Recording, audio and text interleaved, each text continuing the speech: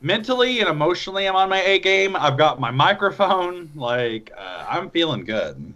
I'm stuck in the zone. Help me, stepbrother. Help me, brother. I'm stuck in the zone. Help me. I'm stuck in the zone. I remember the working title for Steelers Wheel, Stuck in the Middle with You, was there's a parenthetical that said, help me, stepbrother. I'm stuck in the middle with you. I remember the movie Stuck on You, where Matt Damon and Greg Kinnear play conjoined adult twins. Help me, twin original brother. title, Help Me, Twin Brother. And Stuck on You, a movie where Frankie Muniz and Cher are a couple, but they are playing Frankie Muniz and Cher. What the fuck? Uh-huh. You know? Uh-huh. I've seen that movie twice, and I don't remember anything about it. That's about all I remember. That's about it. I remember the first thing I remember about Stuck on You after that's a movie starring Greg Kinnear and Matt Damon is that I watched that movie with my friend Sheila with the mob boss grandfather. I remember enjoying the movie. I remember being entertained by it. I mean, I'm sure now that I'm an adult male, I would hate it. But I'm my boss grandfather. Come over here. I'll give you a Werther's original. Hey, do you want? Hey, help me, step grandchild. No! No! Bail. Bit. Trash can. Go. No, I'm taking the bit and I'm putting it in the fireplace so no one can find the evidence that the bit. Stepsister. That shot of Wet Hot American Summer where the van is driving down the road and the kid is thrown out of it. Like, the kid has impact font labeled bit on him. Absolutely. Very Movies for Babies recording. Yeah, absolutely. Yeah, we're fucking memeing this moment. It's fucking, and I'm tossing this goddamn bit out of a moving van, and it will not be seen for the rest of the movie. As far as we know, that kid stayed out there. Well, I don't know why I came here tonight. I got a feeling that something ain't right. I'm so scared, stepbrother, I'm stuck on a chair. I don't know how I'll get down the stairs. That's all I got. You know, there is a song in this movie we could have opened with. No, I am afraid of Tegan and Sarah's twin lawyers that will come after us. I am afraid of. I'm afraid to even hum the famous song from the Lego Movie. I fear. No, man. The only time I've ever been copyright dinged for using music in a podcast was Everything Is Awesome. And if you think that I didn't try using the slow acoustic version of that song from the Lego Movie instead, and it still got dinged. Do you guys remember in the Lego Movie, good cop, bad cop's parents get sprayed with this Craggle, and as they're dying, they yell out, "Help us, stepbrother."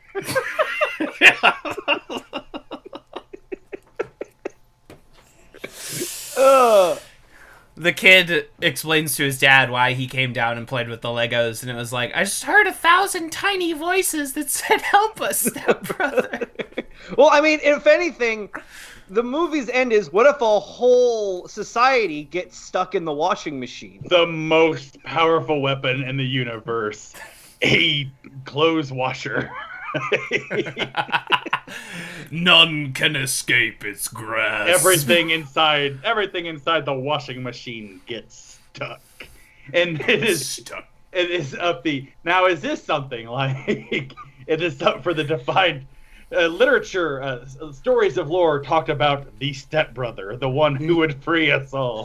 No, that's the thing. Joseph Campbell thought about the archetypical, the hero, the wizard, The stepbrother with 1,000 brother of 1,000 faces. But he never considered the archetype of the stepbrother.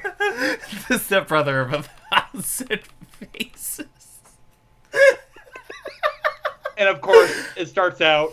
The cat is stuck in the tree and it's shouting, "Help me, stepbrother," and he saves the cat.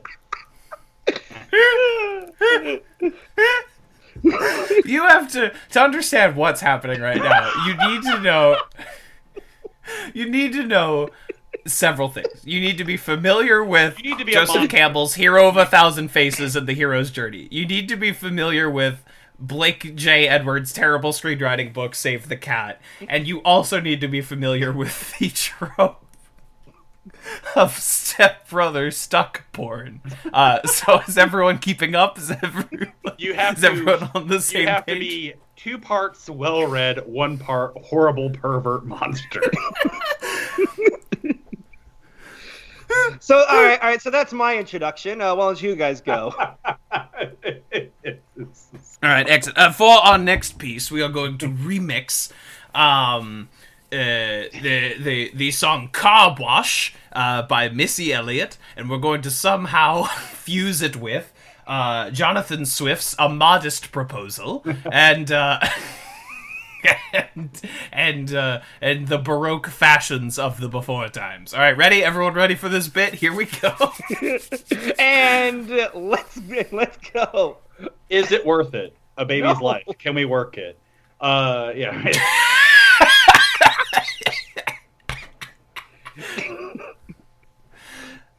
Snap that, flip it, and reverse it. That of course is the tide of poverty that we will abet by eating. All I'm saying is that eating Irish babies should be a misdemeanor, a Missy misdemeanor, if you will.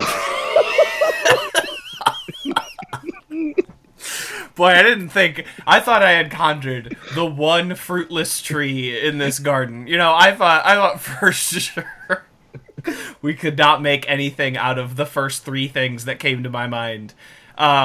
Which of course were Missy Elliott's Car Wash song, Jonathan Swift's A Modest Proposal, and Baroque fashion. But we, congratulations everyone, we did it. You did it, Vern.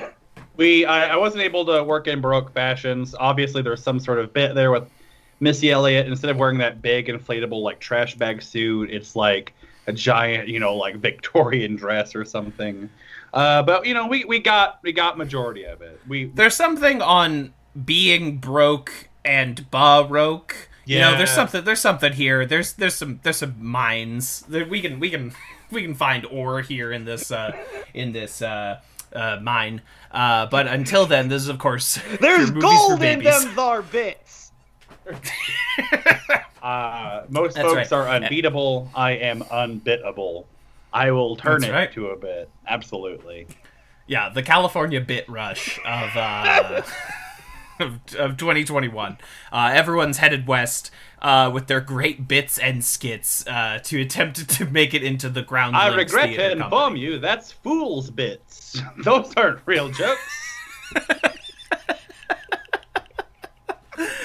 We're fucking panning for bits. Tom Waits in Ballad of Buster Scruggs, just like I was like, what? Digging. I finally I'm gonna find you, Mr. Humor. I finally discovered a great joke, and I turn around and someone's got their gun pointed at me, and I gotta hand my joke over to him. It's Carlos Mencia. I've got to hand my joke I discovered that I mined out of the hills. Gotta hand it over to Carlos Mencia. No, Carlos, please. I'm a poor family man. I need these stepbrother jokes. Can't help you, essay. Dee-dee-dee, and he shoots you.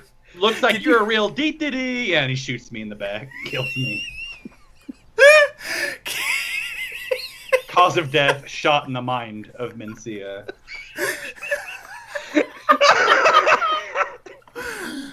We must, welcome back to Criminal Minds. Criminal Minds of Mencia. Criminal Minds of Mencia. Woo! Oh, terrible episode. This is the worst episode we've ever done. But this is, of course, your Movies for Babies bonus episode for February 2021. And here, on the month of its 7th anniversary, we are going to talk about Lord and Miller's The Lego Movie. The Lego Movie. Starring Phil Lord and Chris Miller. Absolutely. Wouldn't have it any other way. That's right. Starring, they are the principal characters, and Chris Pratt as played by Lord and Miller, Will Ferrell as played by Lord Miller, Elizabeth Banks as played by Lord Miller, Allison. I will say, everyone in this majority of the cast of this movie, with the exception of Will Ferrell, is like one of those like straight cis white actors that like it is kind of hard to tell. Like it was hard for me to tell watching it back. Like, wait, now is that one Charlie Day? Is that one Charlie Day? So like, if you told me all the voices, with the exception of with Will Ferrell, if you told me all the voices were done by guys named Chris and Phil, I'd be like, oh, okay, yeah. Checks out to me. Yeah. Yes, this the 2014 Warner Brothers branding extravaganza meets oh my god, Danish corporate media conglomerate Lego. And they have fused into an unholy beast that somehow is one of my favorite movies of all time, the Lego Movie. Now, gentlemen, before we get into this academic text and really pick it apart and piecemeal it out, I would like to know each of your histories with the Lego Movie, or even the Lego brand. Justin, I'll let you go first. Oh. I was a big old Lego kid. Had like tons, like had a tons of sets. Loved the bricks. Loved the Bionicles. I remember like Bionicles was the big thing I really liked because for some reason Pacific Islander mythology mixed with robots sold. Yeah. In the early 2000s. The lore heavy. Like Pacific Islander robot property, Bionicles. It did kind of should not have worked by any account. Bionicle was kind of pitched as like Legos for adults, which is weird because like Duplo is Lego for babies, but Bionicle was kind of pitched as like, these are your real Legos right here. Well, yeah, no, it's Legos for teens. Yeah, Legos for teens, but edgy Bionicles. They each had like a different element theming, I think, because that was in the Bionicle days we were really obsessed with element theming. I know that wasn't like a new concept, but between like Avatar and Shaolin Showdown and even like the Pokemon craze that was still going on, Digimon. It was like, no, Digimon. There are elements, and some are good against other elements. We were very element based people. I remember that, and then I remember playing the Lego computer games a lot too. Which is, again, very weird that Lego did so well as games. A phenomenally popular series of games. Many of which I have played. Lego Star Wars, I think, is still, like, the biggest one. They've turned, like, every Star Wars into a Lego video game, and I used to play the shit out of Lego Star Wars, the complete saga, more than I've ever liked or enjoyed any other piece of Star Wars media. I think they really nailed it with Lego Star Wars, the complete saga. That's everything I want out of a Star Wars property, which is indeed the ability for Chewbacca to kill Han Solo, to turn on his master at any moment and rip his arms out of his sockets, and he would explode into a little shower of Lego minifigs. I think that is that's my ideal piece of Star Wars media. But I mean, they did everything. Once Star Wars caught on, they did Harry Potter, they did Marvel, they did it all, baby. Lord of the Rings, Jurassic Park, Jurassic World. Yeah, just Jurassic World, a whole game of just Jurassic World. Anything they could get their grubby branding mitts on. Vern, what is your history with Lego? I was a fan of Lego toys as a child, but it was because they were ultimately unknowable. Those were the one kind of like toys that like my parents would absolutely like refuse to acquire for me or purchase for me, and they would tell like my aunts and grandparents and whatnot not to get those for me. That was the one toy that they were not cool with us having, purely because they were just like afraid of like stepping on pieces. And your parents hate the Danes. Yeah. That is something that is well known about the Toolies. I mean, my mom was a horrible racist, so she probably did have feelings towards the Danes. But I enjoyed the Legos from afar. It was always a treat whenever someone. It was like a Coke in a glass whenever someone else had Legos and I could play with those Legos. Played a little bit of the games. I remember I had a girlfriend who really loved Lego Harry Potter. And there were several times where we would hang out and co-op that together, which was a wonderful time. And then the Lego Movie, my now wife, at the time girlfriend, she saw this movie whenever it came out. I want to say she saw it on like a Sunday night and absolutely loved it. And we were supposed to hang out the next night on a Monday night. And I was like, what do you want to do? And she's like, want to go see the Lego Movie? And so my wife saw the Lego Movie twice in the theaters in 2 days. The second time to take me to go see it. Really enjoyed it. It's one of those movies, and I don't know what causes this in cinema, and not just cinema, but just like art consumption in general. But there's a lot of things like this where I'm a witness to something. I really enjoy it. They make more of that thing, and I'm not interested at all. And I don't know why. Like, still haven't seen Lego Movie 2. No, I understand that. Still not seen Lego Movie 2. Still not seen Lego Batman. Not seen Ninjago or whatever. Like Ninjago, at least, I wouldn't expect any of us to pay attention to something that came out well after we were kids. Yeah, Ninjago is... I know that there was, like, a whole television franchise, and, like, there are all sorts of books and comics of Lego Ninjago. It was like their second Bionicle. Yeah, exactly. Bionicle 2, Revenge of the Red One, and... Revenge of the Elements. And they then, you know, after the Lego Movie hits big in 2014. Like, this is an all quadrants huge hit success movie. No Oscar attention for the Lego Movie. Famously snubbed.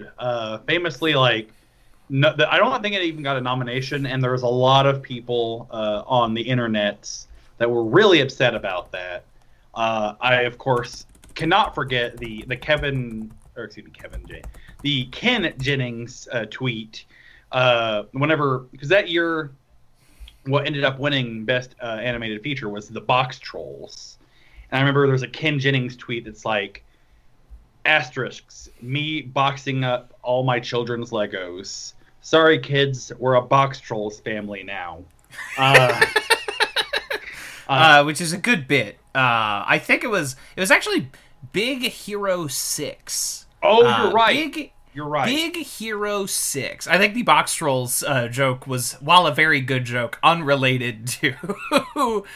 maybe it was the nominations. But yeah, of course, up for Best Animated Oscar, Big Hero 6, The Box Trolls, How to Train Your Dragon 2, Song of the Sea, and The Tales of Princess Kaguya. And you know, this might be like...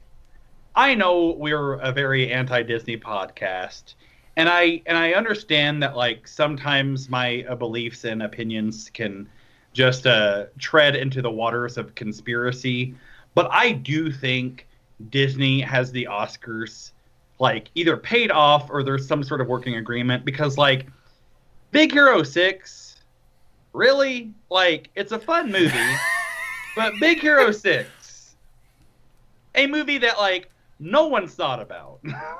Like, only whenever they were desperate in developing Kingdom Hearts 3 that anyone remembered Big Hero 6. Big Hero 6, like, wins the Academy Award, and everyone in the crowd is confused, and we pan backstage to the head of the Motion Picture Arts and Sciences, and he's just decked out in Baymax gear. Yeah. Like, he's just fucking waving a little Baymax it's flag. It's a fun movie. I saw that in theaters as well that same year. I enjoyed the movie, but, like,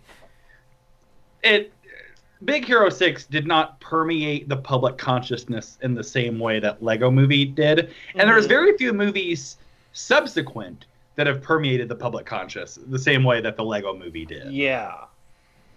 Absolutely. I would say not till, like, honestly, Spider-Verse. Yeah.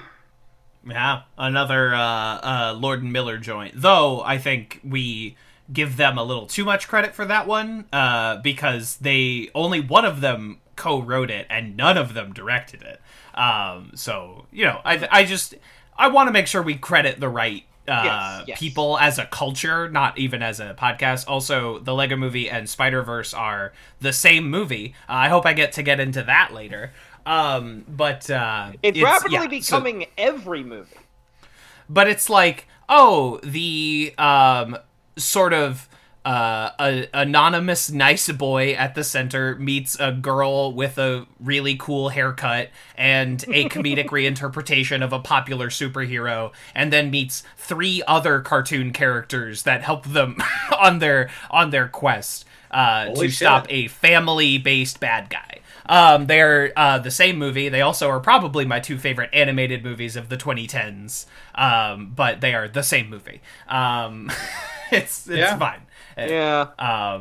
I guess any movie, if you break it down like that, can be summed up as the same movie. But even watching Spider-Verse, I was like, is this the fucking Lego movie? They're also beautifully animated in unique and instantly iconic animated styles. Yeah. Like, they really are these guys are pushing 3D animation in a very interesting, unique ways. Where as much as I love, like, I thought Pixar's Soul was, like, beautifully animated, but this is going for, like, its own sort of unique and interesting approach to animation. This is probably a weird thing, and I'm probably the only person who has thought about this movie in the last couple years, in the last over a decade. But I was, upon rewatching the Lego Movie, I was thinking a lot about Flushed Away, the Aardman animation DreamWorks thing. And the thing about Flushed Away is that's not actually stop motion animation. It is CG that is made to look like stop motion animation.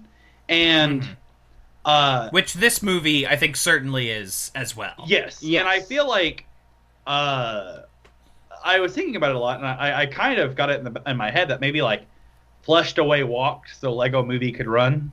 No, I think you're right. This movie, like, Flushed Away doesn't feel the same as like a Wallace and Gromit or a Chicken Run, but this like duped people.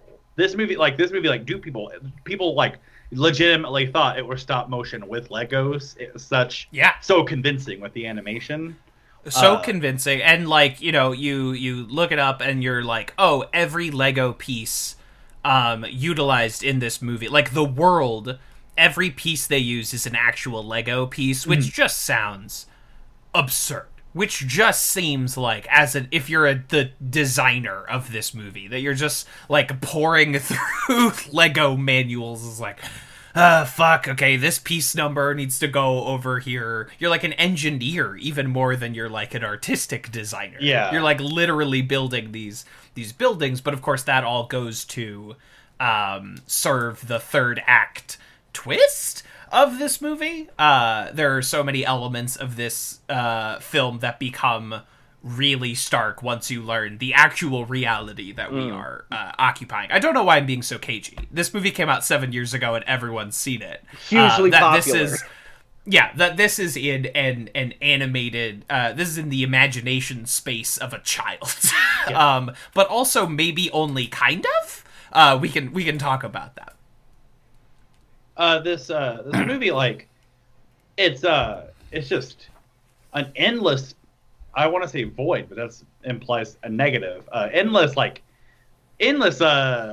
ways of like creativity. I really like there's several times where things explode, and instead of just like the bricks flying off into a million pieces, they create mushroom clouds with the bricks, and then everything flies off. This movie like does a very good job of recreating or capturing what we as children envision when we play with our toys. Like, in our physical world, in our reality, whenever like a Lego car wrecks, we just take the pieces apart. But I feel like, in our imaginations, it's much more vivid, and it probably looks like what the Lego movie like does. This movie is just like wildly creative and just very just like inventive. Just like the little things like at the very beginning of the movie when Lego minifigure voiced by Morgan Freeman, Vitruvius. Vitruvius, named after the Greek architect. Of course. Who looks like a 60s hippie, like an old-ass hippie. It's great. Rules. But he does that thing where, like, he runs and stops, and whenever he stops, it, like, kicks up dirt. But instead of dirt, it's just little tiny Lego mini bricks. Unbelievable. And just like, little touches like that. It feels like they... I will always award points for leaning into a thing and for going big, and they absolutely leaned into this idea and leaned into this aesthetic, and it's wonderful. Mm-hmm. Just an artistic marvel, and also part of the reason like it was people rightfully complained whenever it was panned because like, and I'm not like trying to dog on Big Hero 6, but like this did kind of invent a subgenre of animation and subgenre of film, the same way that like Pulp Fiction did back in '94 whenever it lost to Forrest Gump. There's so many movies. This movie exists in the DNA of so many other future films.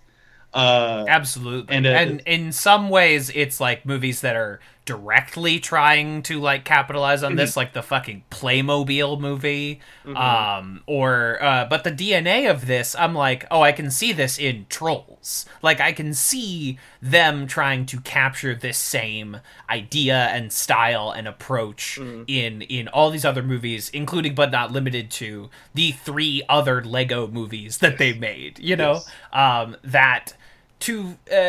the Lego Batman movie, I think, is really also excellent. I think it's remarkably well done.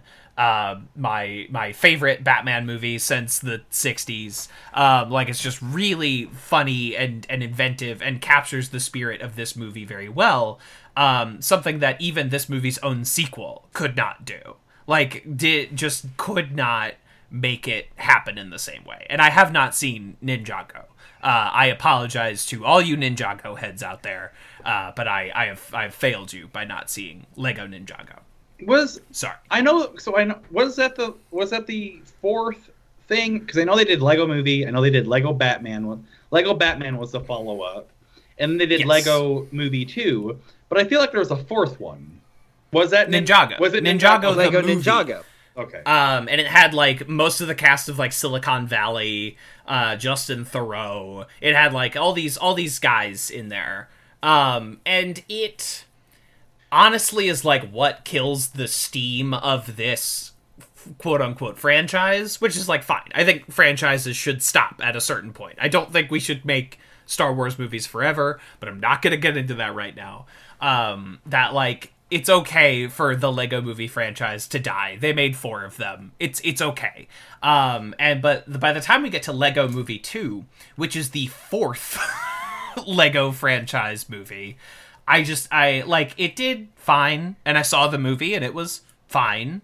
But anytime I'm like, oh, should I revisit Lego Movie 2? I'm like, well, why don't I just watch Lego Movie 1 instead? Like, why would I watch Lego Movie 2 when Lego Movie 1 is right there?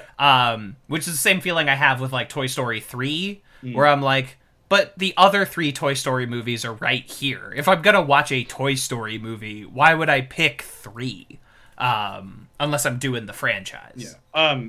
I'm sorry, you mentioned Justin Theroux, and what a career that guy's had. Like, he's a voice actor in the Lego Movie 2. He plays Jesus in The 10, a David Wayne comedy. He's a big role in Mulholland Drive, a David Lynch movie. And he's the writer of he's a screenwriter for Iron Man 2. And one of the Zoolander screenwriters. And one of the Zoolander, I'm sorry, what an interesting guy.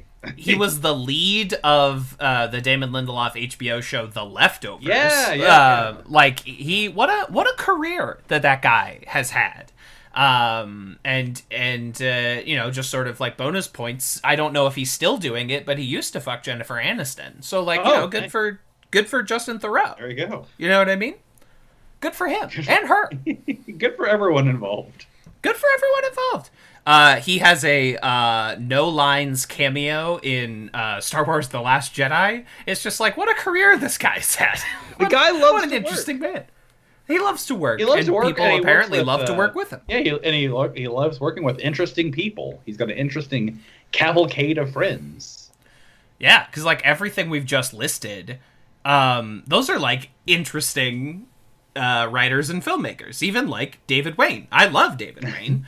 And I think he makes silly comedies, but they're interesting Justin little Theroux silly is comedies. the only person in the history of the universe that whenever he says, I'm going to go hang out with David, you don't know if he's talking about David Wayne or David Lynch.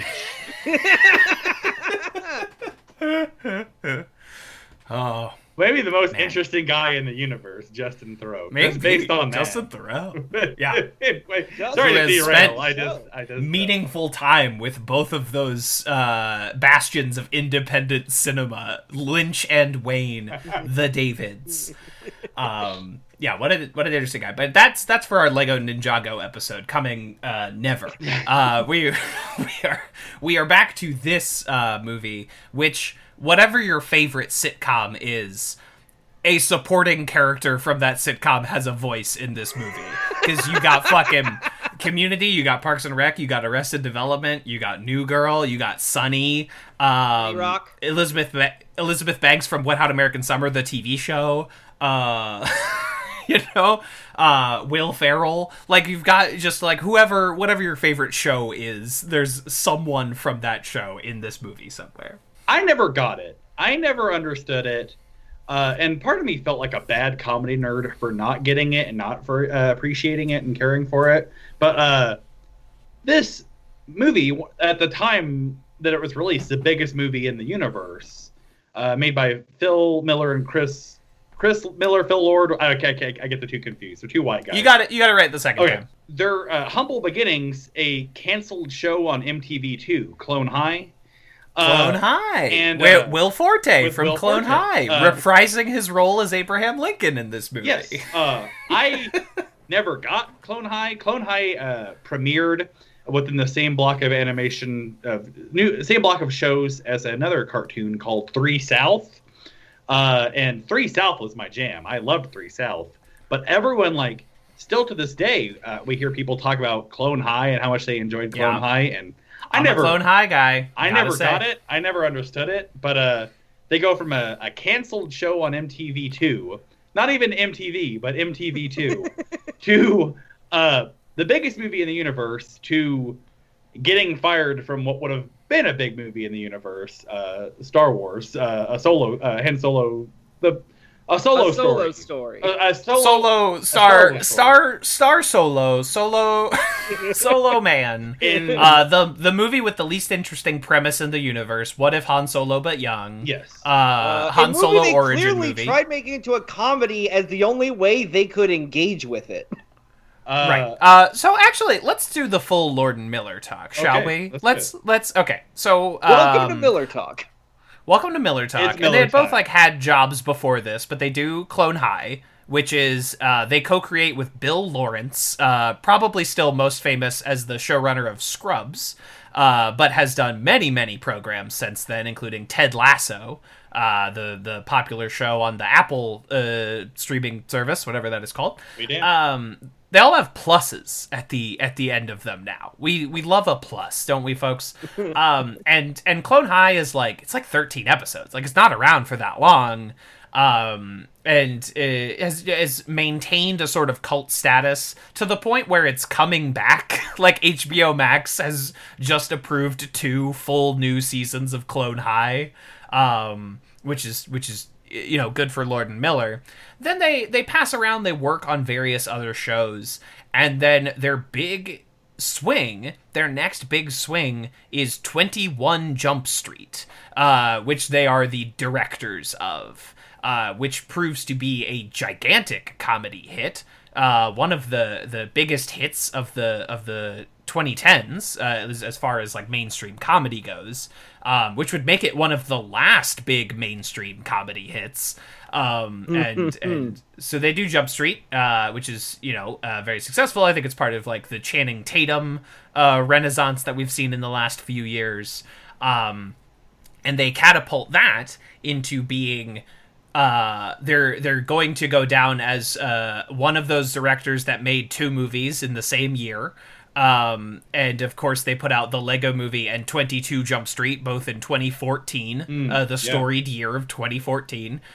22 Jump Street, one of the few good comedy sequels.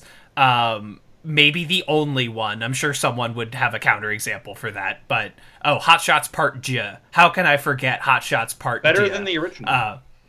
Absolutely. Because instead of parodying just Top Gun, they parody every movie made up until 1994. Yes. And the Gulf War. So they do that, and they do that massive hit, and then, as Vern said, they are slated to be the directors of Solo: A Star Wars Story in China, called Ranger Solo. Hell yeah, much better title. An attempt to trick the audience into seeing a Star Wars movie, because Star Wars does not do well in China. It's interesting. Well, they famously hate both stars and wars, so it's a real losing. It's a real losing proposition. So they do that, and that they shoot a huge chunk of the movie before they are then fired midstream, and replaced by Ron Howard. A journeyman. Listen, Ron Howard's done some good movies, and also a lot of other movies, but he's done some good movies. He's not a hack. Right. But who best can capture the wonder and whimsy of the Star Wars franchise than the guy who did Almost Famous? Different guy. That's Cameron Crowe. Don't listen to me. You fool. You absolute fool. Ron Howard, I guess his best movie is probably Apollo 13. That's it. I'm an idiot. No, don't you say that about my friend Justin. So listen, I know 13... how much we all love Justin Theroux. he's the new cast member now. Yeah, replacing Justin. But Ron Howard, for every Apollo 13, he does a Jim Carrey's The Grinch. For every Rush or Frost Nixon, there is always 3 Da Vinci Code movies. Only one of which anyone on Earth has seen. Oh, that's right. He was the fucking hillbilly elegy guy. Yes, because we all, as I always say, that old Southern phrase, there are 3 kinds of people: a good Terminator, a bad Terminator, and a neutral Terminator. And before the end of this pod, we will decide which of us is the good Terminator, which is the bad, and which is the neutral Terminator. But they get Ron Howard, and that movie comes out, and you would literally have to pay me to see it. I could not care. I love Donald Glover. I love Phoebe Waller-Bridge. Alden Ehrenreich was hot off of Hail Caesar when he gets that role, and it killed all the momentum he had coming out of Hail Caesar. Listen, there are 3 kinds of people. There are good stepbrothers, there are bad stepbrothers, and there are neutral stepbrothers. Yeah. The neutral stepbrother just watches as she's stuck. The good stepbrother helps when she's stuck. The bad stepbrother helps when she's stuck.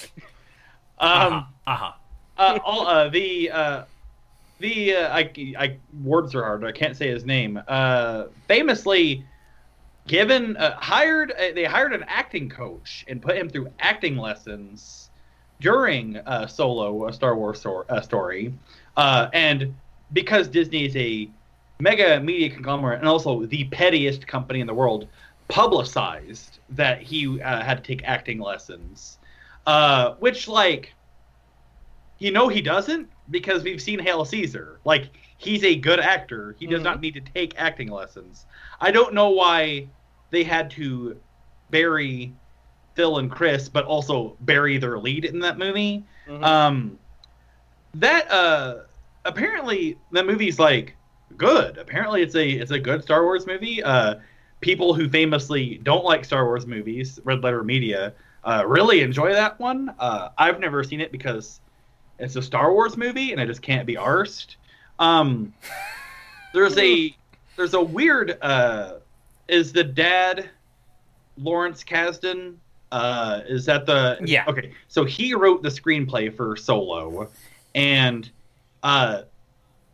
they were Phil and Chris were encouraging ad-libbing on Solo, and like someone on the production called Lawrence Kasdan to tell them that like they're ad-libbing your script, and that made him furious, and like he flew to the set to try to get them to stop ad-libbing his precious little movie.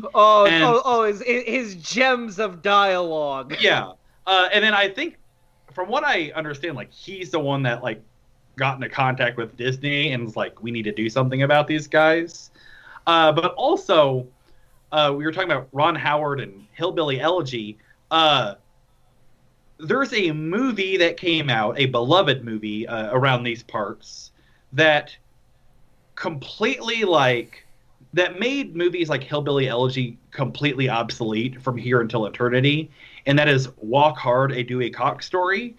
And any kind of hillbilly drama does not work because any kind of hillbilly drama and any kind of like music documentary no longer, or not documentary, but drama, does not work because of Walk Hard anymore. Mm-hmm. But Walk Hard, a Dewey Cox story, has a bit part by Rance Howard, Ron Howard's father, but it's also directed by stepbrother.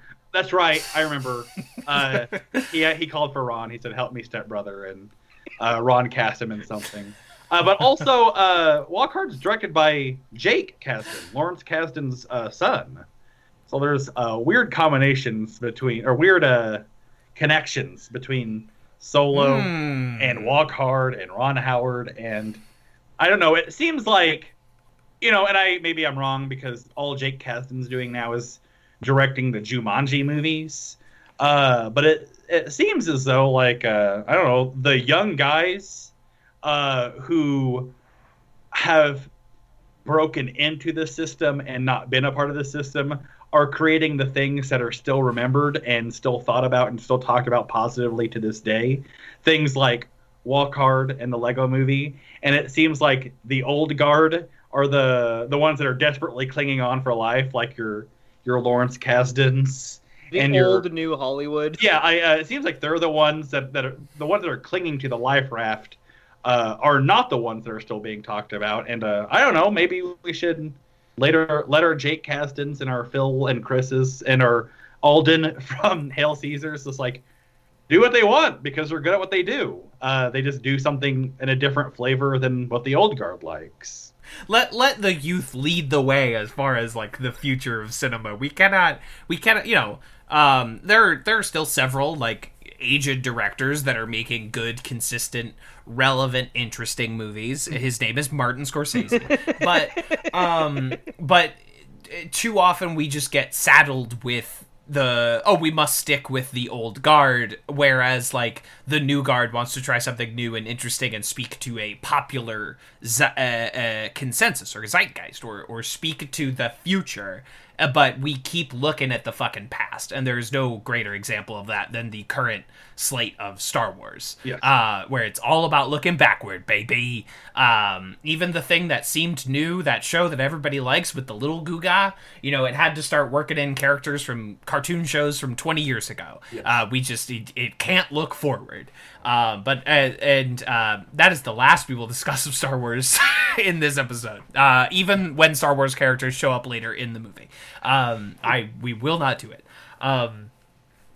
Do we want to dive into a plot-based element of discussing this movie? We absolutely can. I didn't take any notes. Because... Sure, that's fine. We can continue on. I mean, it's not so linear or plot based, because usually when we talk about the plot of a movie, it's so that we can be like, what the fuck was this? What's going on? This movie is largely airtight as far as its plot goes, so there's no need to like pick apart like every scene or every moment or anything like that.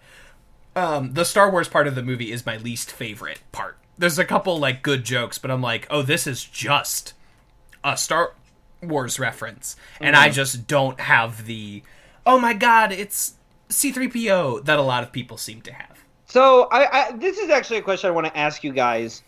So the base premise of this movie is a bunch of people trying to express their imagination against one man trying to limit that imagination.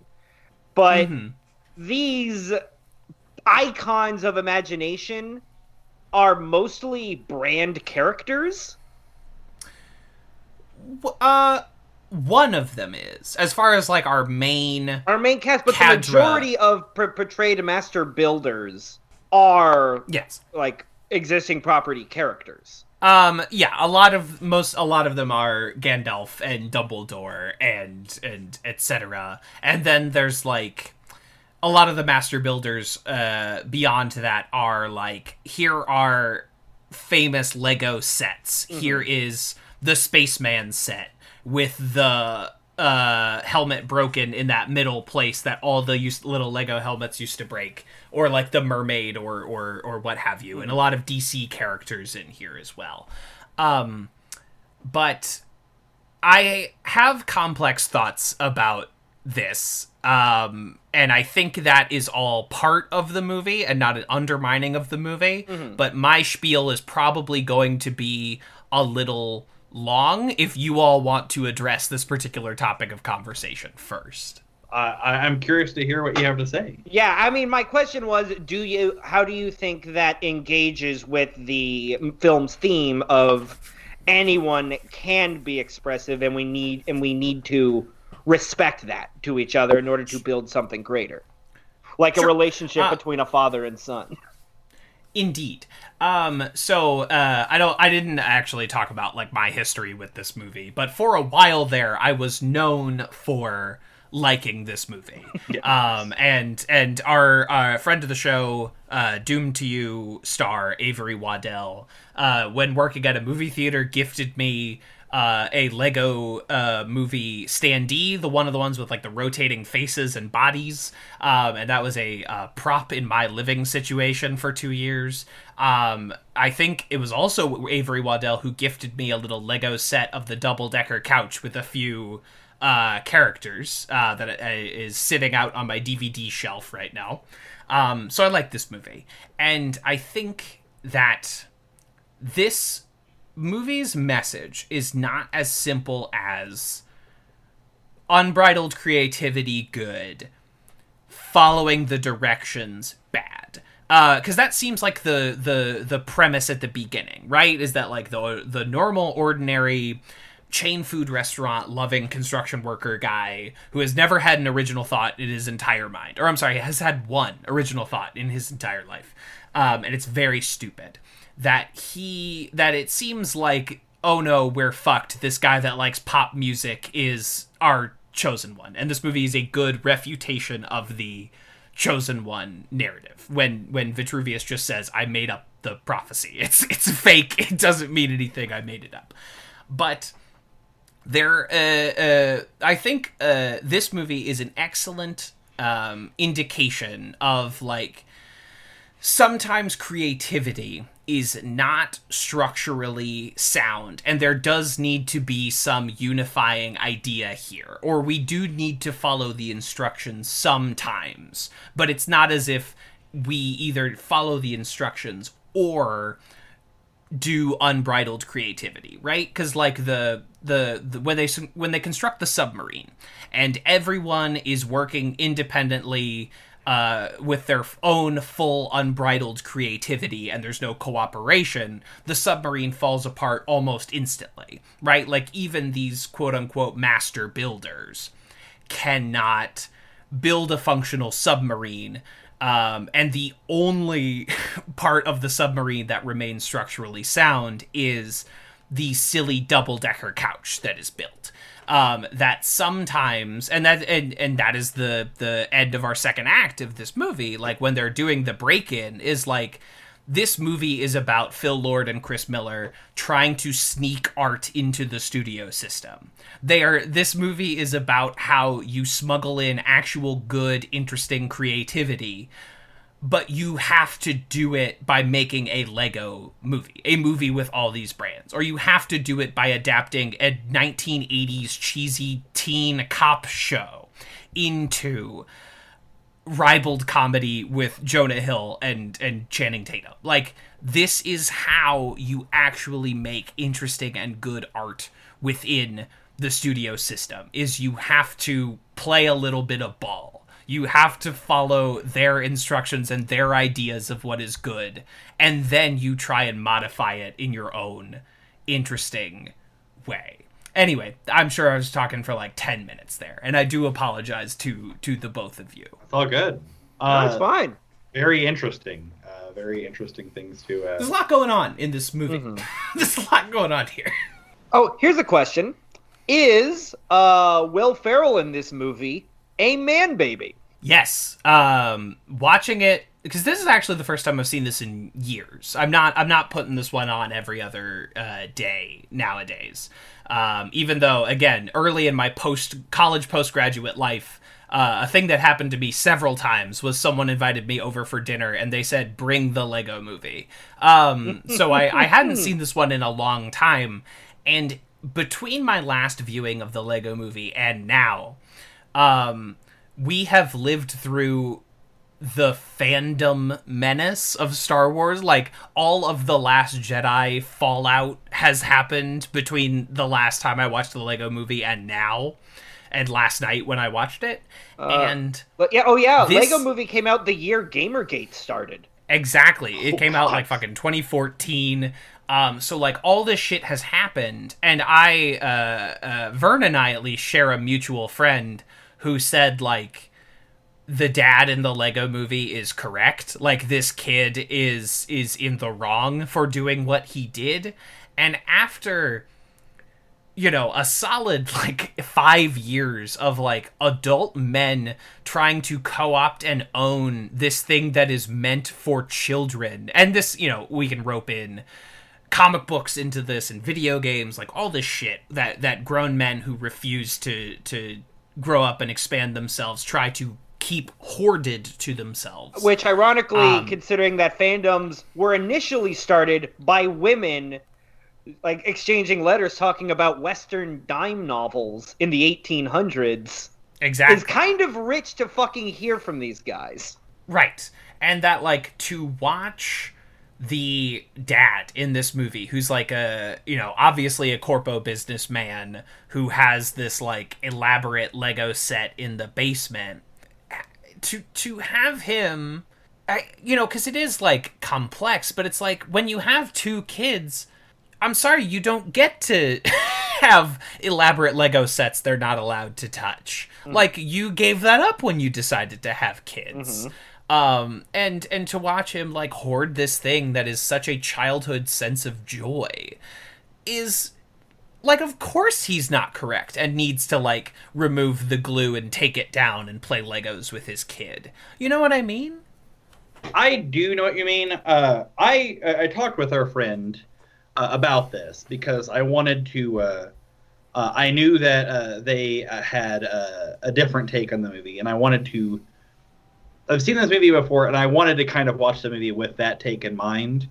And I think I fall somewhere in between you two. So I guess I'm the neutral Terminator. The neutral stepbrother. The neutral stepbrother. I talked with our friend Lou about this, and they said some interesting things. Their interpretation of the film, amongst their interpretation of the film, is that the dad is, like, on the spectrum or, like, neurotypical. Interesting. Which I think that's an interesting thing, and that might explain. I want to I want to choose my words carefully because I don't want to offend or alienate or demean or anything like that. But like, I am a person whose brain functions differently than what is considered the norm, and part of the way that functions is like seeking and receiving some sort of gratification from order and things being in their place. And so I can understand and appreciate and sympathize more if that character, if the father character Will Ferrell is like on the spectrum or is neurotypical. A couple of years ago, as a holiday gift, my wife got me the Lego Yellow Submarine set, and that was genuinely the first Lego set I'd ever had in my life. And I will say, and this is perhaps just because of the way my brain is wired, and people's brains are wired differently, I took a lot of pleasure and joy out of just like reading the instructions and building the thing the way it was supposed to be. And there was a great deal of satisfaction of looking at it and like, I did it. It is correct. Famously, or maybe famously, or something, Trey Parker of South Park, that's what he does whenever he cannot think for ideas for episodes of South Park or movies, is he buys Lego sets and just builds them to the letter. He says it's a form of like meditation for him. It gets his mind moving in a certain groove, and it helps him find episodes and find ideas and everything. And then the other thing I was thinking about whenever I was watching this movie is, in the year 2014 when I watched this, I was a different person in the year 2014 when this came out than I am now. And in the year 2021, I am something, as talked about in the previous episode, I'm something of a toy boy. And I've managed to accumulate a collection of toys, some on my own volition, some from just gifts. And I will say, like, there's something about, like, they come in the mail and they're in their package. And when I was a kid, I would just rip these things up and tear them out of their package and go ape with them. And now as an adult, like, I have a hard time bringing them out of their packages. I accidentally let one breathe the other day. I messed with it in a way where like it came open, and I accidentally let one breathe, and I was a little like upset there for a second. And I was thinking about it, I'm like, what's different between me as a child and me now? Whereas like I'm okay with letting these breathe back then, but not now, and they have to be hermetically sealed in their original packaging. And whenever I break it down and really look at it, I think like it's still the same. It just hits different. It's a different flavor now.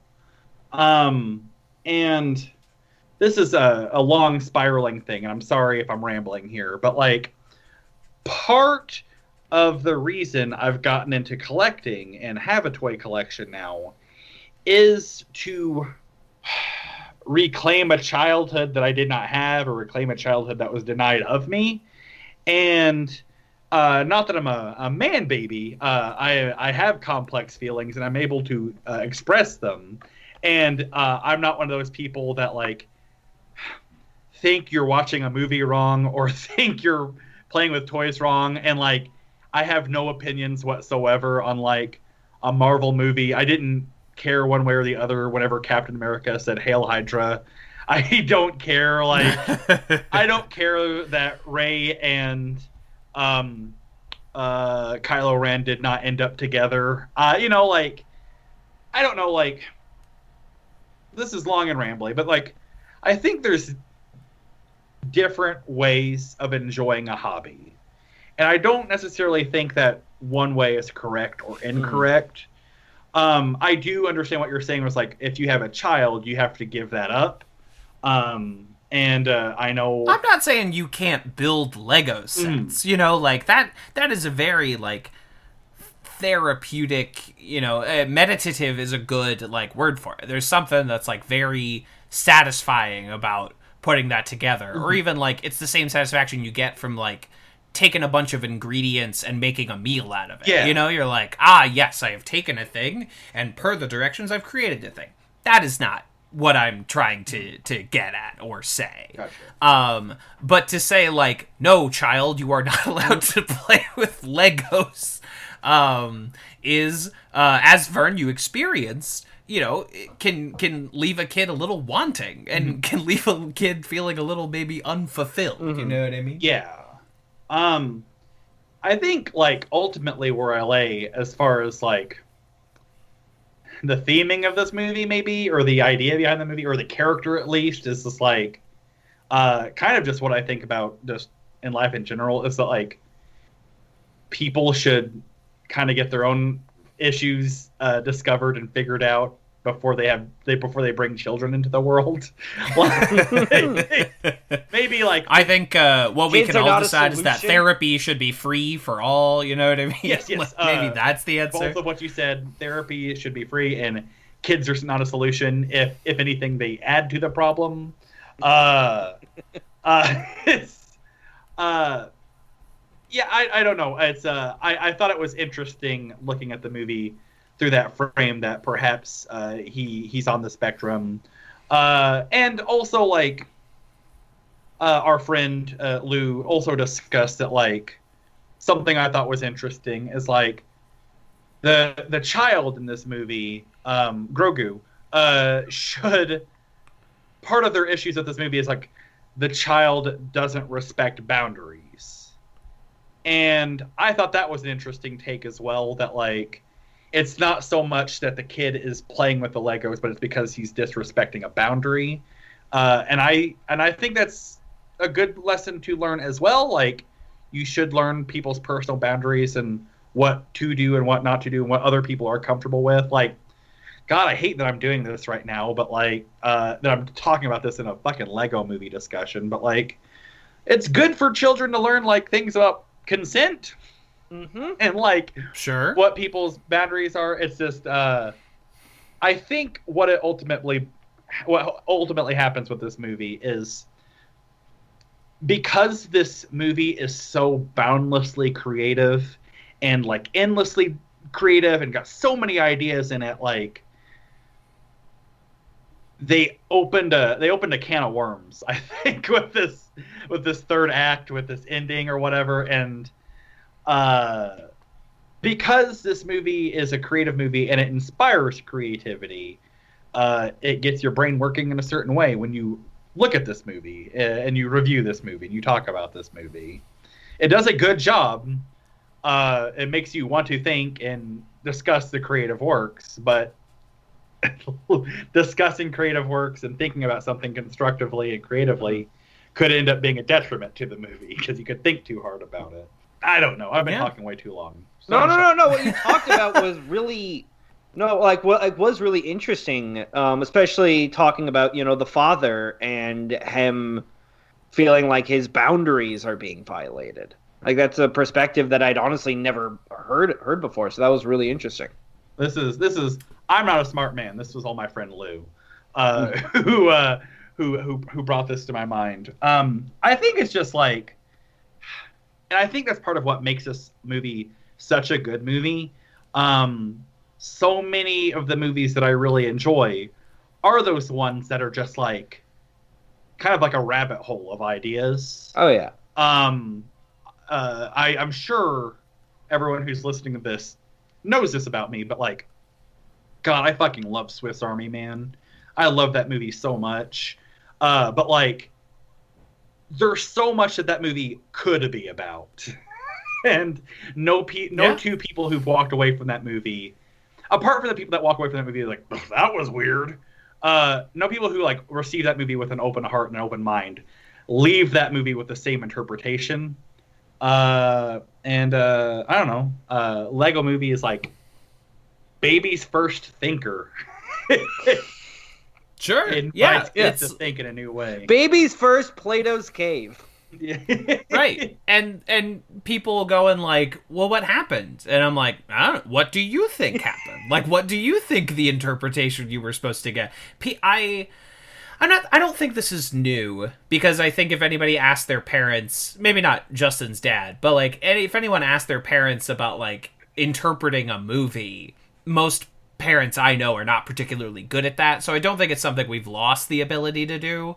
But I think people, I've talked about this before, and it's based on an Emily Vanderwerf quote when discussing The Last Temptation of Christ, of all movies, where because we used to have these pillars of society, the church, the school, the government, that they used to provide us morality, and then we would use that morality to go interpret art. Mm-hmm.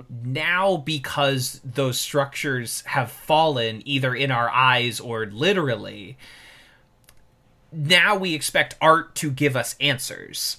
And that is something that art is not specifically good at doing. Mm-hmm. Art is much better at allowing you to ask questions, to presenting ideas, and then asking the audience to then reciprocate with questions. And I think this discussion of like, is this right, or you know, where do the boundaries lie with this parent-son dynamic, is a good one to have, and like something you should, like, more movies should make you walk away with like complex feelings that you then need to unravel. Like after I saw like Parasite, and I was like, I need to just go for a walk and just like think about the movie Parasite and just like let it turn over in my head. People want like the movie to give them the lesson and then kick them out the door, but that is not something that movies are good at doing in a way that feels like good and organic. We should weigh over these things and talk about these things. There shouldn't be a YouTube subgenre where it's blank movie explained, and it's just someone sitting too close or too far from the camera and just recapping the synopsis. Yeah, of like what happened. Yeah, what is that like happened in the movie, and then every like 45 seconds, like absolutely. You can't even call it fumbling a joke, because fumbling requires some momentum. They just gently put a joke down on the floor. You know what it might be with the Lego Movie is the Lego Movie opens up like a lot of questions in your mind, but it has that, the planet Duplo comes in and it plays everything. It's awesome. And that's it. And like, obviously, the Lego Movie won't have this. A Warner Brothers animation movie will not have this. But like, it doesn't have that A24 ending where you walk out, you're like, "What was that?" And it doesn't like. It doesn't like. It doesn't. Mark Maron was talking about not liking Marvel movies and Star Wars movies, and he's like, I'm an adult. I want to go see a movie and not understand the ending. Yeah. And be like, did he die? What was that? And I think maybe what happens here is the Lego Movie, like, it asks you all those questions, and before those questions can take root in your brain, it starts blaring everything is awesome in your ear, and you're like, no, I would argue that the end of the movie is to restart its cycle, because the opening of the movie is a man furious that his status quo is being disrupted, and then it cuts to, and then the time skip is the age of his son. And then it does a thing where then the son establishes a new status quo, and immediately that's broken, and he has to reckon with that, which is exactly. Because now he has to, his new status quo, is connected with his father. Oh, now he has to connect with Legos with his sister. Yeah. Yeah. Very interesting. And that's that. Yeah, it opens a new door. The sequel, have either of you seen the Lego Movie, the second part? I have not. Okay. It's ambitious. There's some interesting stuff. Yeah. I don't think it's like all completely successful, but like I didn't hate it. No. I liked it. But the movie is all about the kid and the sister. Mm-hmm. It's like the B story of the Lego Movie. The second part is like the kid and the sister forging a relationship and like learning to get along. I thought it was pretty fruitful. I thought it was a very interesting subplot, even though that means that like most of our beloved funny supporting characters from the Lego Movie 1 don't get anything to do in the sequel because we have to like spend a bunch of time with this kid and his sister. So it's like I couldn't tell you anything any of the supporting character, anyone but Emmett does in the sequel. I could not tell you. But I did only see it once a couple years ago, and my brain is old and damaged and frail. But part of me was thinking about watching the second one in preparation for this, but time. I appreciate you taking the time to squeeze in this viewing, though. That you got some good Lego Movie injected right into your veins. Absolutely, no, it was a good time. It was, sometimes like homework movies are not. You don't get excited to watch a homework movie. But very shortly into this, I was like, all right. Well, this is a good time. No, we're good. We're enjoying this. We're good. Look at this animation. Look at how they put the scratches on the Legos into the character models. Look at the way that the light hits them. It's beautiful. Yes. It's absolutely a tremendous time. Good flick. Best on-screen Batman. My favorite Batman, Will Arnett from the Lego Movie. If you guys don't mind, I know I've talked a whole bunch, but if you don't mind me talking a little bit more. Nah, do it. I was thinking about this movie, and I was thinking about the possibly problematic messages or things that can be received problematic in this movie. Some of the ideas that are presented and that could maybe be interpreted in a certain way. You mean like how the Federalist newspaper wrote the article with the headline, "Is Lego Movie secretly the most pro-liberty film?" I did not know that was a thing, and that bummed me out. Listen, if I know anything about Emmett, Wildstyle, Batman, Unikitty, Benny, Metalbeard, and Vitruvius, they are pro-liberty. These are patriots. This movie These are liberty, patriots of the nation of Cloud Cuckoo Land. They are. I'm sorry, Vern. Go ahead. That was the dumbest thing. There's I guess there's that, and there's of course you would think we'd get into it, but we didn't get into it more. Like this movie, again, we don't choose these on purpose. It doesn't happen on purpose. This movie does feature a bad cop whose name is Bad Cop. His name is Bad. I was watching this movie and I was like, "Wow, the cops are the bad guys in the Lego Movie," right? Yeah, which is not something you see in a kids' film very often. Like a kids' film will sometimes have like the feds as bad guys, like at the end of like E.T. But the cops are the bad guys, what do you and guys they work for means that the only non-robot person who works for Lord Business is good/bad cop. Isn't it because the cops are just fucking robots, baby, and they work for the big corporations and they work for the president. They don't work for you. Not just cops, but like cops that are under the authority of like a fascist dictator. What? Who owns all media and voting machines? Yeah, a businessman who becomes the leader, which that was a shot that perhaps Phil and Chris did not. I wish they wouldn't have called so successfully. And then there's of course like whether we like it or not, and whether it's good or not, like this is branded content. To the extent that like when the Lego Movie 2 came out, this was used as ads on YouTube. You could go on YouTube and click on a video and they would play the entirety of the Lego Movie if you didn't hit skip. This movie was used as an ad. What the fuck? I was thinking about that, but it's like despite all that, like it's still an enjoyable time. And with that, ladies and gentlemen, for the first time since a pod called Scooby-Doo, I have a list. Oh boy! Dun-dun-dun-dun-dun. All right, Vern. What's putting you on the no-fly list this time? One of the movies that is on this list is directly correlated with that no-fly list joke that you just made. Ladies and gentlemen, I have a list here. Good movies with problematic messages. These are movies that are very enjoyable movies that I like, that the world likes. But if you think about them, there's a little troublesome thing, whether intentionally or unintentionally.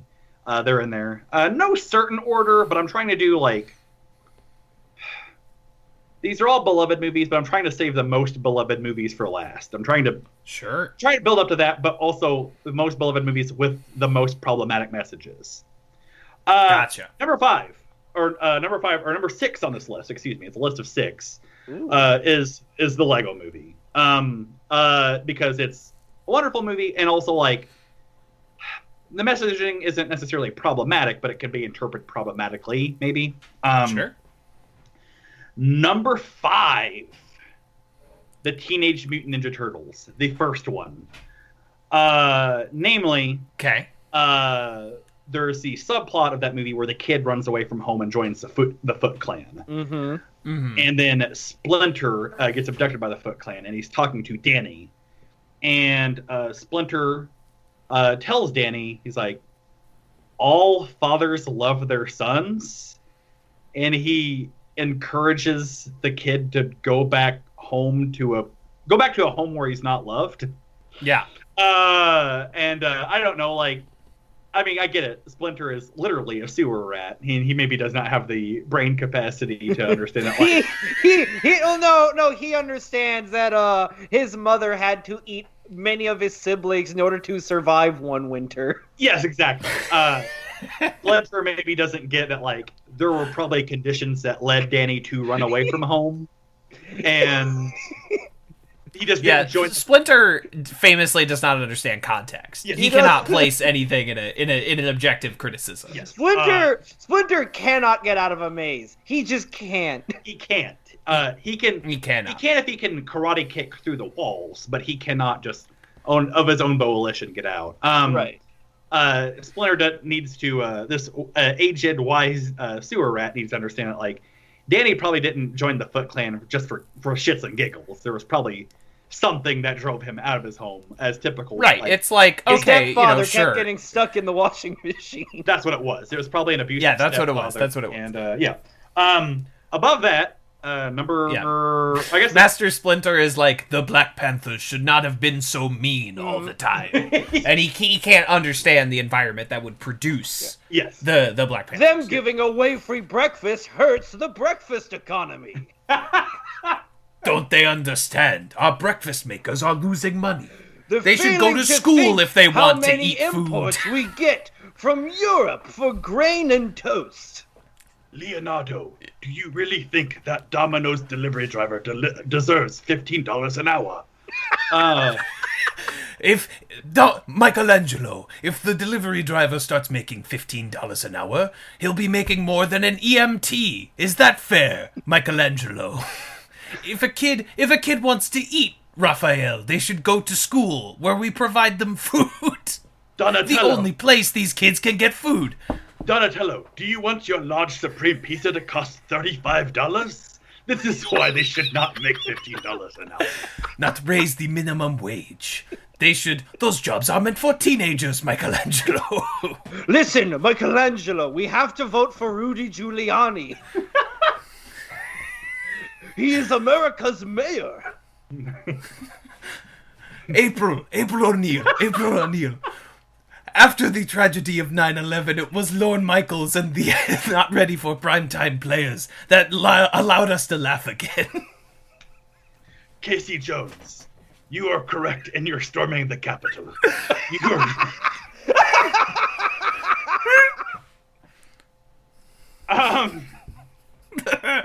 Woo! I'm glad this list is only 6 entries.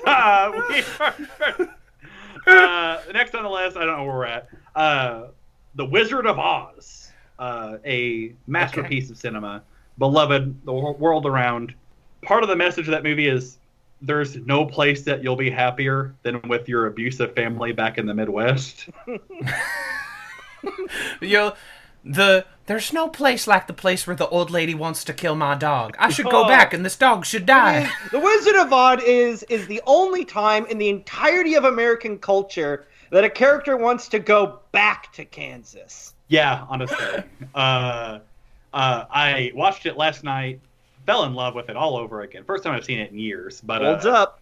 But that thing. Next on the list, Beauty and the Beast. Yes, there have been many articles and YouTube videos detailing the ways that film could be interpreted in a harsh light. The one that I thought about most recently when I'm making this list, if you just be nice to problematic and violent men, they'll become nice to you. Give him a chance. Yeah. You can change him. Yeah. Well, in fairness, the original story, the Beast only looks beastly, but acts like a gentleman. Oh, I did not know that. Oh, yeah. Well, yeah, if you watch the Jean Cocteau version, he's like, dresses fancy, he's polite, he's genteel, but he just looks like a disgusting cat monster. Gotcha. It was the Disney version that made him much more of like a monster overall that has to be tamed. And also, like, and I'm not sympathizing with the Beast, the early working title of a Rolling Stone song, Sympathy for the Beast. But to be fair to him, like, some old witch showed up at his house and like, hey, let me stay with you. And he's like, no, this is my place. I'm sorry. And then she's like, I'll make you ugly. Fuck you. Like, I don't know. Anyway, also, there's a lot of Disney Renaissance films that fit as like good movies with problematic messages, but Beauty and the Beast, Little Mermaid, yeah, we dare go on. Yeah. Number 2 on the list, second to last, The Dark Knight. People love The Dark Knight, but George Bush did nothing wrong. Surveillance we are unaware of is okay if it leads to bad people getting arrested. We don't negotiate with clown princes of crime. Yeah, and I hope, because Christopher Nolan's a British guy, I hope that was the thing where, like, when he was 75% of the way through the script, he's like, oh, shit. Oh, no, Surveillance in England is even worse. Oh, really? Oh, they have CC cameras on, like everywhere. There are way more, like, general violations of privacy in England than there are in America. I did not know that. Mm-hmm. Weird, wild stuff. Yeah, I understand you not putting the sequel, The Dark Knight Rises, on this list. A movie with, like, actively terrible politics. Gotham should be run by the super rich, and these poor people need to get over it. Good point. Stop messing with Wall Street. They're doing nothing wrong. Absolutely good point. I honestly kind of forgot about Dark Knight Rises, but also that's okay. But also, most people don't like that one. A less beloved film. I cannot defend any decision they made in making it. However, I think it's a real fun watch. I now that I think about it, I do enjoy it. There's another story for another time about whenever I saw The Dark Knight Rises, but also, destroy Wall Street. Fuck that.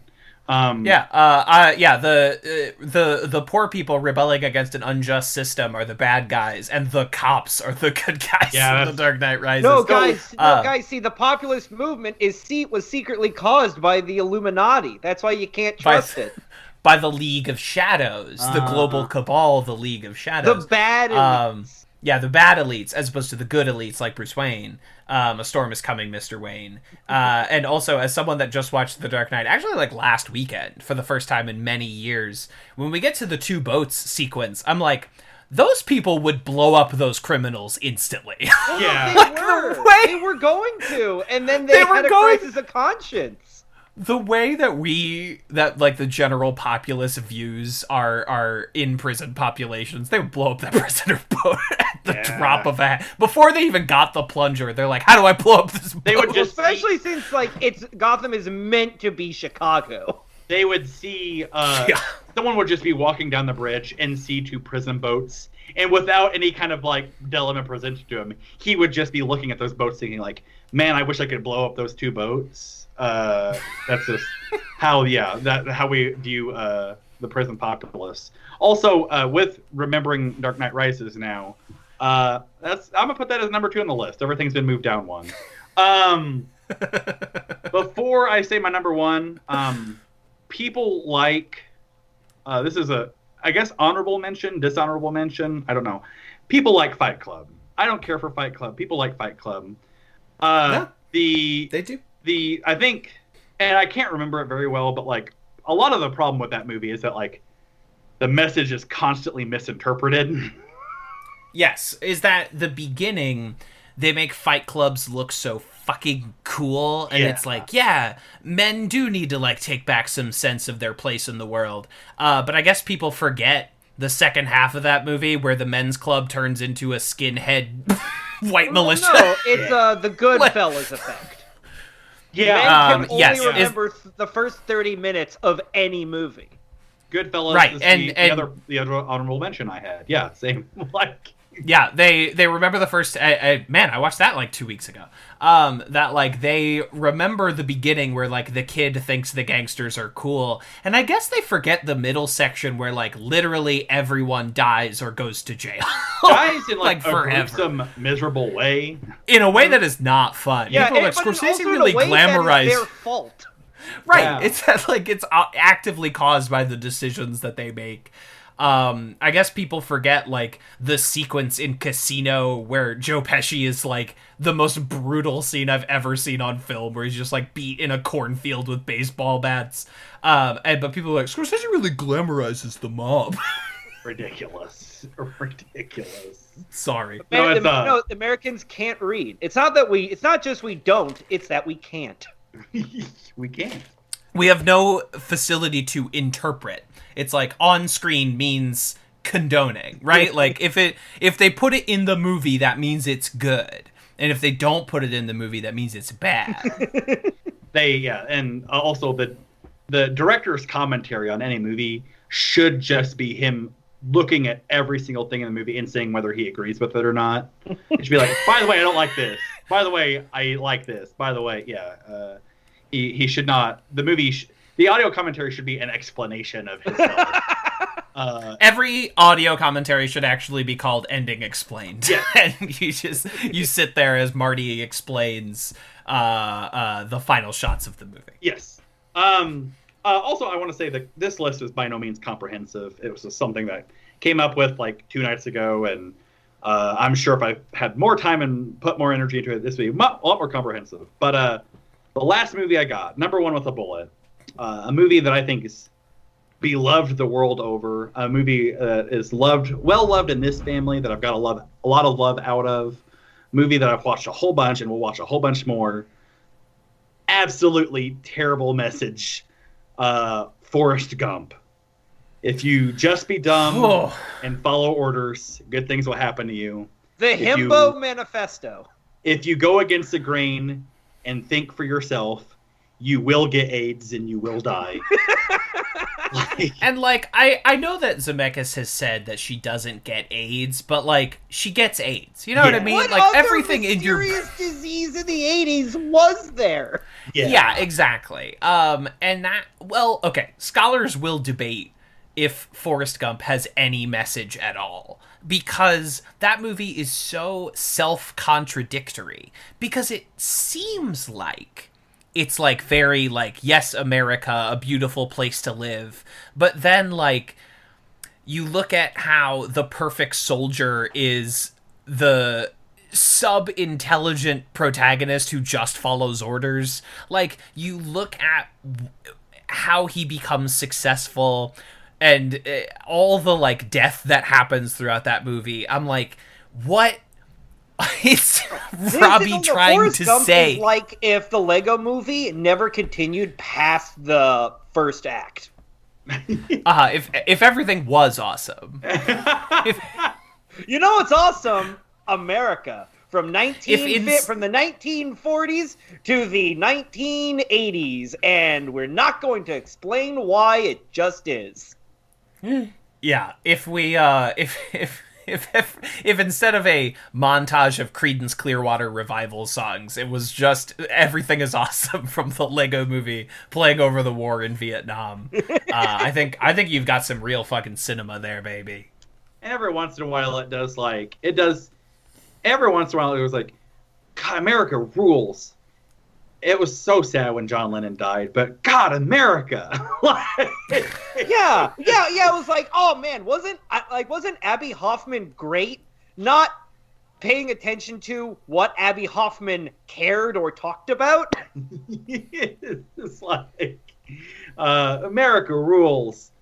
Poor Robert Kennedy. Man, Bubba's mom was a maid, and now she's not. Wonder why? It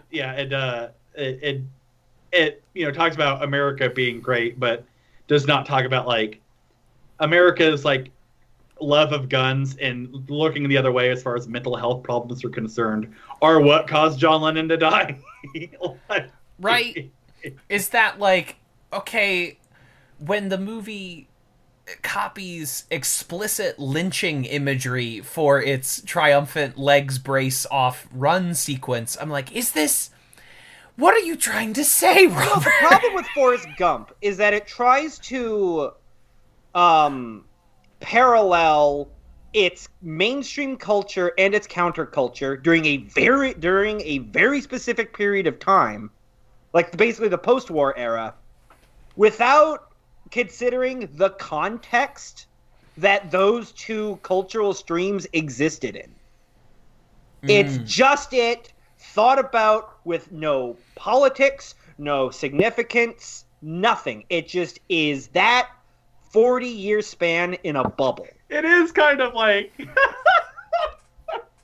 We talked about this with the Lego Movie. We talked about this with the Spider-Verse.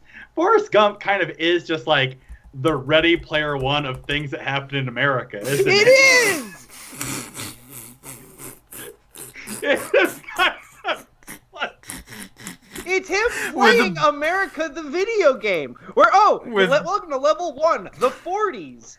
Like, the fact they did not have to make Forrest Gump related to the founder of the KKK. That is a wholly irrelevant character detail that adds nothing to the story, but they go out of their way to bring it up.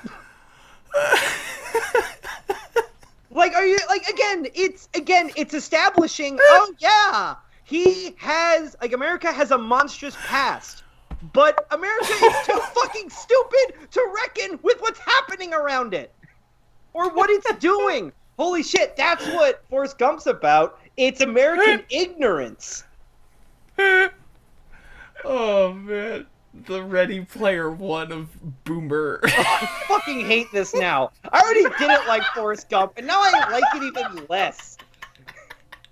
Because it just makes its own self-indulgence even more pathetic. I was talking to my friend John Hinckley Jr. Hey, Lee Harvey. Can I buy you a po' boy in here, New Orleans? When I was running across country, I was offered a ride by Ted Kennedy. I turned it down, and I'm glad I did because he's a woman. Do you guys know about the planned sequel to Forrest Gump? Gump and Company. Gump and Company. Yeah, it's they made it. So Winston Groom wrote the book, and the book is way different from the movie. There's things that happen in the book that don't happen in the movie, and vice versa. And the movie did well. I mean, Hollywood Accounting calls it a bomb, but it did really well, and it inspired Winston Groom to write a sequel called Gump and Company. And I've not read it, but I know that like Ginny dies because Ginny doesn't die in the original book, but she dies like within the first 10 pages of Gump and Company. And at one point, Forrest Gump in the novel meets Tom Hanks. That's cool. Great. Forrest Gump is, I believe, on board the Exxon Valdez during its fateful day. I definitely know he's there. Like he's in England and he meets Diana the day she crashes. Oh, Oh, really? Jesus fucking Christ. Which there's of course people have talked before, but there's only one place he could end up. Which is? He's going to an airport one crisp September morning. Oh fucking God, Christ. no. Yeah, he's hanging out with it's Seth either that or MacFarlane, he's and at they an both air miss training the camp in plane. Florida. God. I met my flying friend Mohammed. There's a scene where Forrest Gump gets a package and his friend Mohammed lends him a box cutter to open it. Jesus Christ. He's in rainy Seattle and goes gun shopping with Kurt Cobain. Like, it's just like, what the fuck? Guys, if Forrest Gump ever comes into your life, finalize all your, like, make sure your will's in place, get your insurance, like, Get your affairs in get order. your affairs in order. Most people are visited by death in the form of the Grim Reaper, but sometimes you're visited in the form of For Forrest many, Gump. he takes the form of a simple southerner. I've got a pizza delivery for one Mr. Shakur.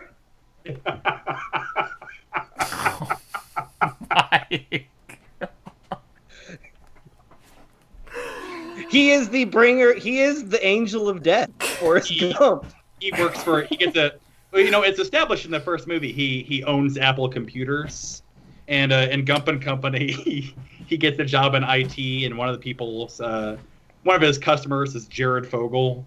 No, Forrest Gump's the one who tells Steve Jobs not to get medicine, but to just eat fruit. We own an Apple company. Just eat fruit. What do you mean, IBM? IBM every day.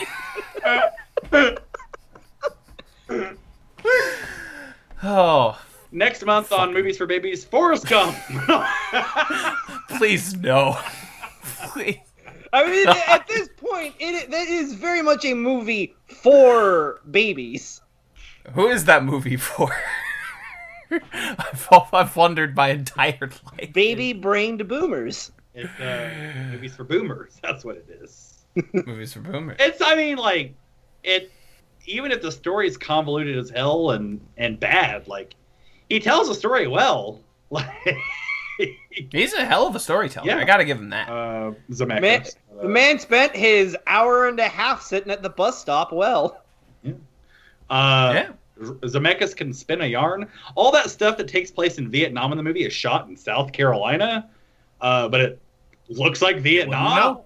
Yeah. It's a masterful storytelling and filmmaking. But oofa doofa.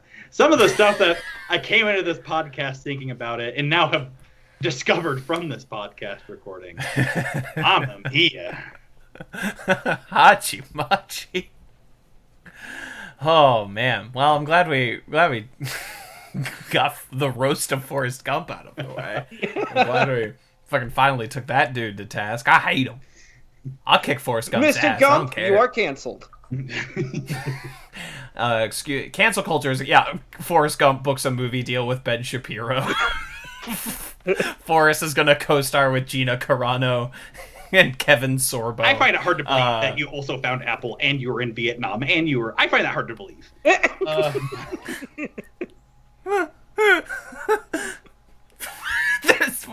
We're joke about it now, but in 2 days there's gonna be a YouTube video like Southern idiot destroyed by Ben Shapiro. See, because I'm not on Twitter, I don't know a lot about Ben Shapiro, and I don't know a lot about all this horse shit. But congratulations, and I'm very happy about it. But my first exposure to him was, like, Ben Shapiro destroys in all capital letters, imagined by John Lennon. And I mean, to be fair, like, yeah, that song is a hypocritical, like, piece of shit. But bad song. I'm glad we can all agree on that. But like, Ben Shapiro in the beginning of his video, and I had to turn off after like 40 seconds because if I thought about it more, it'd give me an aneurysm. He also he's on- also a man with a voice for radio. Yes, but he says that like he calls those opening notes of Imagine. Ben Shapiro refers to them as pretentious chords. And it's like, what the fuck does that mean? Like, how no, can he is a skilled violinist who just doesn't ever play anything interesting. Oh, I did not know. Pretentious chords. They're the same chords every song uses. Right?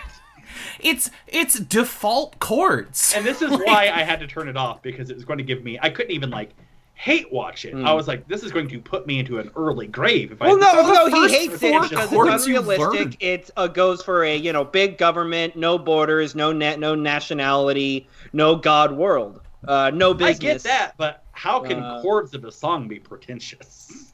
Because his idea of culture really is Forrest Gump. Like, at one point, he was talking in radio and said, okay, guys, let's talk about underrated movies. I'll go first. Amadeus. Underrated? Best picture winner. That one, Amadeus. best picture. What are you talking about? Exactly, but no one talks about a not that old movie. No one just talks about it now. Okay, like underrated movie Amadeus. Underrated movie Citizen Kane. I think it's like an underrated movie Star Wars. I don't think people have seen this one. Pretentious laser sound effects, but underrated movie. But like, also, I love it. But really, his idea of culture is just Mad Men. Like, it's just the culture of Mad Men. And uncritical view of Mad Men. Yeah, well, his sister runs a culture blog, like a lifestyle show on YouTube called Classically Abby. And it's, pro-modesty, pro-marriage, like marriage when you're young. Is she the one that, like, people make lewd comments about on the internet? Yes, yeah, the ones that people are horrible about. Okay, that's what I'll let the listeners at home look up what I'm talking about. I refuse. Dare I say, not worth exploring. Her like idea of like good culture is like really is just that kind of 40s, 50s suburbs. And like, I don't know, like, and I guess. And she's a fucking opera singer. Like, how is her idea of culture so like pedestrian? I don't know. Like, I might be. I don't know. I like. This is a dumb guy way of putting it, but I'm a dumb guy, so I don't know how to put it. Like, me like big culture. Me like having different flavors to pick from. Like, I enjoy different meals. This week I watched The Wizard of Oz and the Lego Movie in the same week.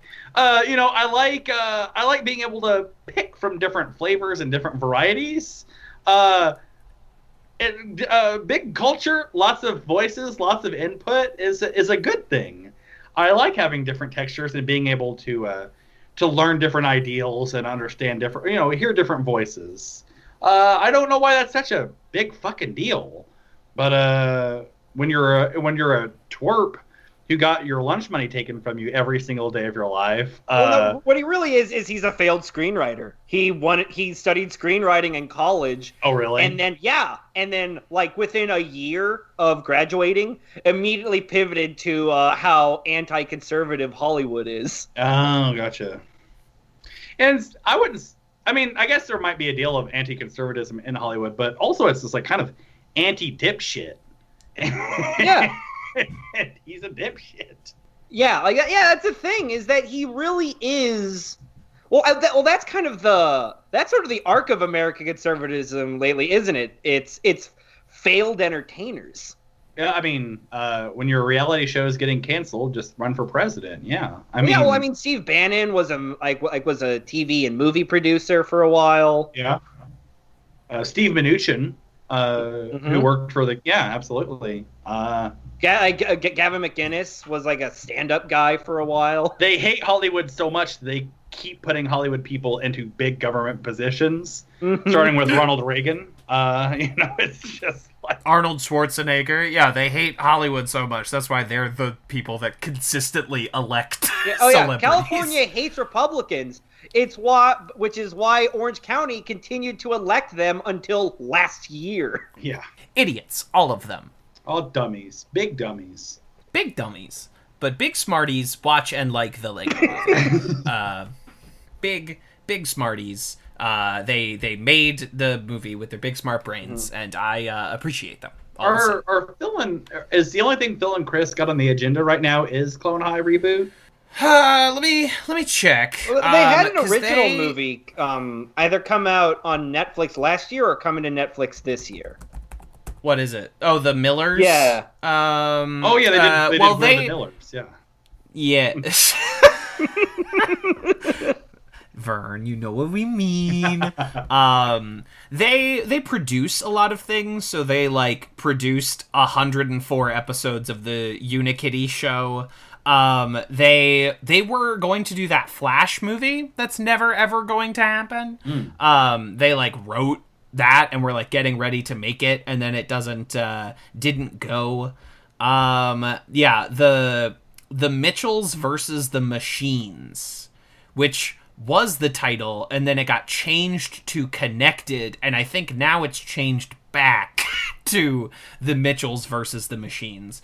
But I've seen like the first ads for that, and again, it looks like they're doing some interesting animation stuff with it, which I hope is that. Although that's their producer tab. Let me check the director tab. Artemis. Well, that's not a good sign. Are you guys still getting YouTube ads for Artemis Fowl? No. Lord knows in the year 2021, I still am. I'm not. I keep getting this like 60-minute long ad. It's some guy talking at a podium, but I don't know what it is.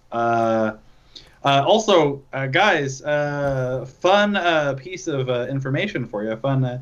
If you want to know, if you ever get an unskippable ad on YouTube, you hit the I next to the how long the ad is. You hit stop seeing this ad. Whenever it pops up and it says, "Are you sure you want to stop seeing this ad?" You hit yes, and then at the next thing you hit close, and that skips the ads for you. So the more you know, that's the gift. Interesting. I do appreciate that. They have like 3 like announced projects. Sorry to go back to It's all Phil good, and Chris. They have like 3 projects that are like announced and are in various stages of happening or not happening.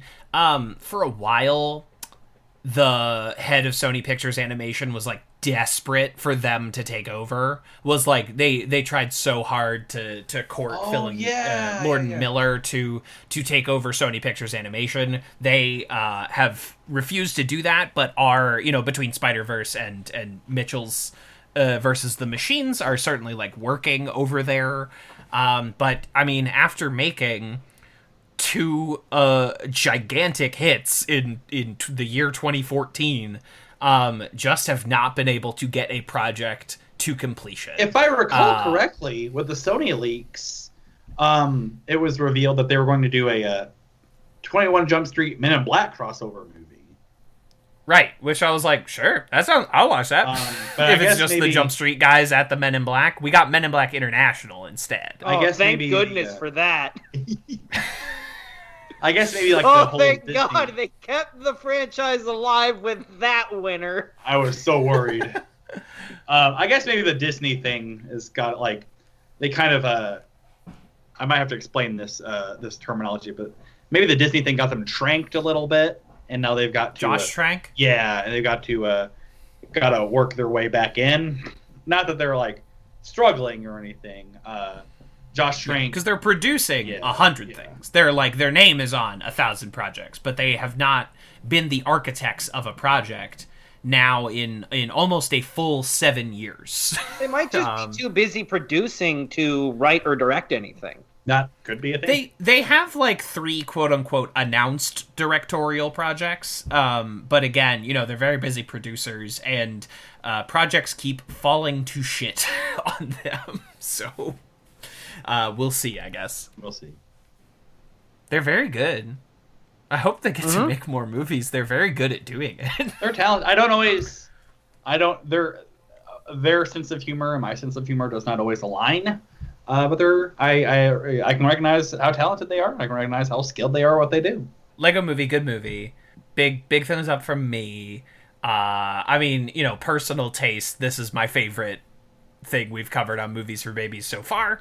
But if y'all want to put it beneath the Muppet movie, I do understand. the blank movie. You know, it's tough. It's Yeah. tough out there for a the blank movie. Yeah, I think out of everything we've covered, probably number 3 for me after Fantastic Mr. Fox and Muppet Movie being number 1 with a pitchfork because he shoots pitchforks. Would it given the premise of this occasional show, would it even be possible for something to beat the Muppet Movie for you? Is there a kids movie you like more than Muppet? Probably not, honestly. Probably not. Yeah. Time Undisputed Bandits, King. maybe. I like Time Bandits, but Time Bandits I didn't discover until as an adult, and it did not take on the deeper meaning that I have for it, deeper affection that I have for it until I was well into my 20s. That was a movie that was playing at the venue I met my now wife at, and on an anniversary we went to go see a screening of Time Bandits. So like it's that's a great movie for adults for me, but I don't know that maybe if we like, I don't know. I loved the Tim Burton, Michael Keaton first Batman movie. Maybe if we did that, maybe, but also like the Muppet movies held up a lot stronger for me than the Batman movie has, though I still like that movie. So, Goddamn. Well, thank you everyone for joining us for this Movies for Babies. It's a roller coaster of an episode. Yeah, real wild one, but I had a good time. I think I said everything I wanted to say. Animation good. Animation good. Animation good. Clever. Good. Going all in on an aesthetic and believing in your property, believing what you're doing, is something I can get behind 100% of the time. Committing whole hog to this idea. Commit to the You bit. can never criticize them for not going all in. You know what I mean? Like, they went for it. Absolutely. And I simply must appreciate that. Bye-bye. Bye-bye. Thanks for listening. Bye-bye. Oh, guys, no, I wanted to finish the brick joke. The brick joke. What are you, Ben Folds?